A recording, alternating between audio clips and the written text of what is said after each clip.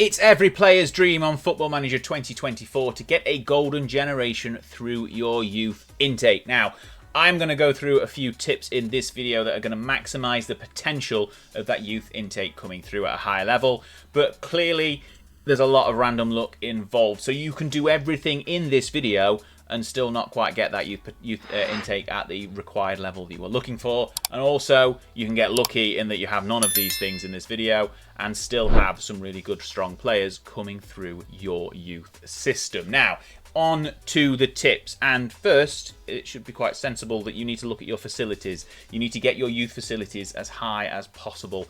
If the board say no, ask them again. Ask them to the point where they are saying no, please leave us alone and leave the club. Then you probably want to stop asking them and give them a bit of break. But you want to keep asking and getting your youth facilities up to the highest possible level, and this will basically cover everything in the game. So your youth facilities, your youth recruitment, your junior coaching, you want to get them all to the highest level possible. So your youth recruitment, for example, will improve the area that you can pull players from. If you've got a lower ranked or a lesser youth recruitment in place, you are going to be focusing on players just in and around the local area of your club.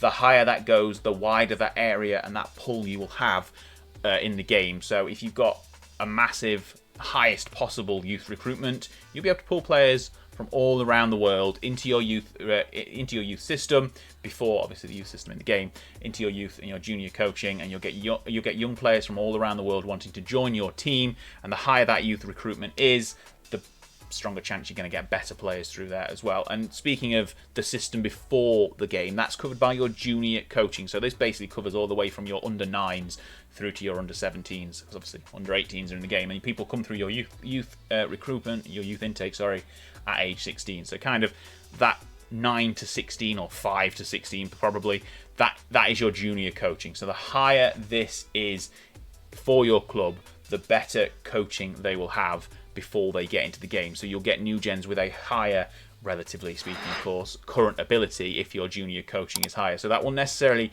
give you the potential players. It will basically maximize the ability of the players as they're coming through. So you'll have your 1.5 star, 2-star players coming through already at that level if their potential is higher. That is covered by other things obviously, but that is what you want to focus on. You want to get your junior coaching really high up as well. In terms of necessarily what order to do them in, I'm not really, it depends. If you want to pull from further afield, go for your youth recruitment. If you want to basically maximize what you already have, go for your junior coaching and get them all up to a high level, and that will really increase the potential for getting young players in from around the world at a good level with a good potential. Right, next you want to focus on your staff. You want to sign yourself a good, strong head of youth development. Now, the 3 key attributes you are looking for, obviously they're quite self-explanatory. You want someone with good judging player ability, good judging player potential, and key is working with youngsters. If you get all of these higher and higher, the member of staff will be a good head of youth development.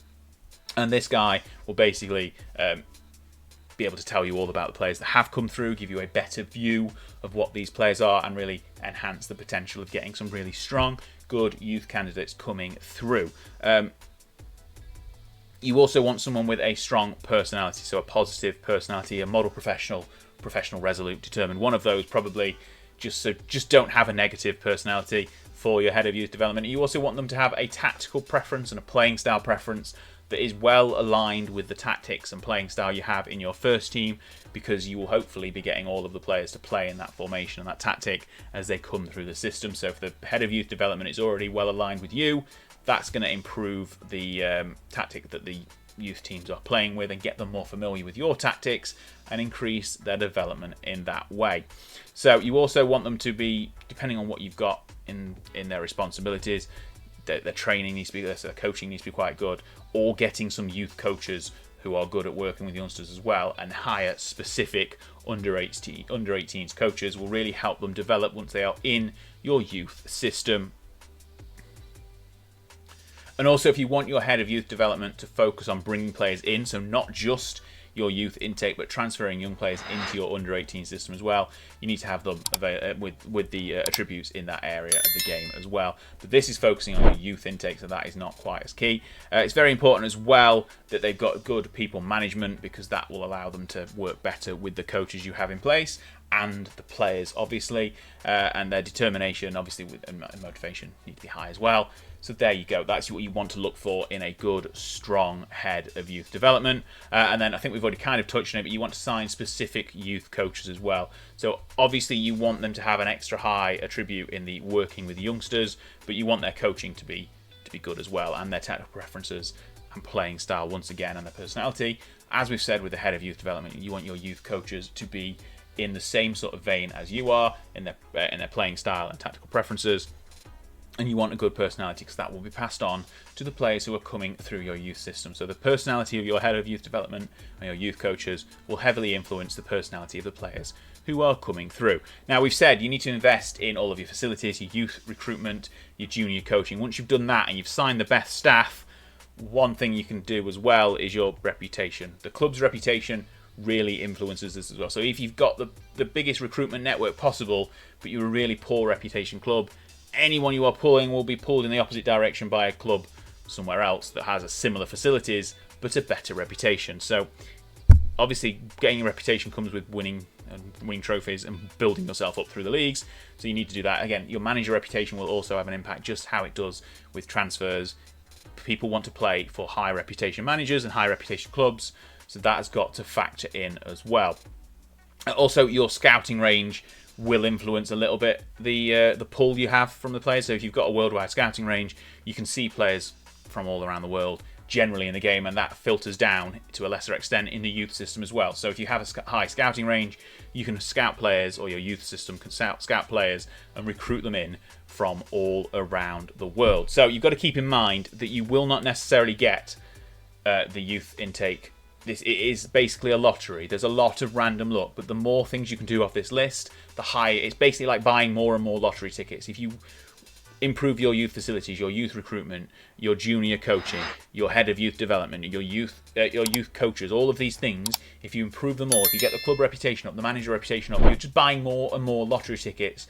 So when those numbers come around, you have higher and higher chance of getting the jackpot and all of the high prizes in this lottery analogy. Obviously, you can do none of these things. You can completely ignore youth development and still get the next best player in the world coming through your youth ranking, because it is a lottery. It isn't really influenced. You are just increasing your chances and maximising the potential of your youth intake by doing all of these things.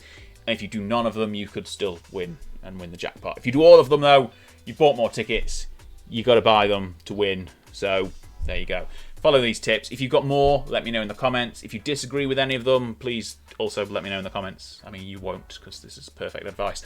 But let me know, and let me know if you've got any world-beating new gens that have come through your youth intake. Screenshots as well will be great. I don't think you can put screenshots in the YouTube comments, but we've got a Discord, we've got a forum here at Sort It Out SI. Go and use them, and I will see you on the next video. This one's great. I'll catch you there.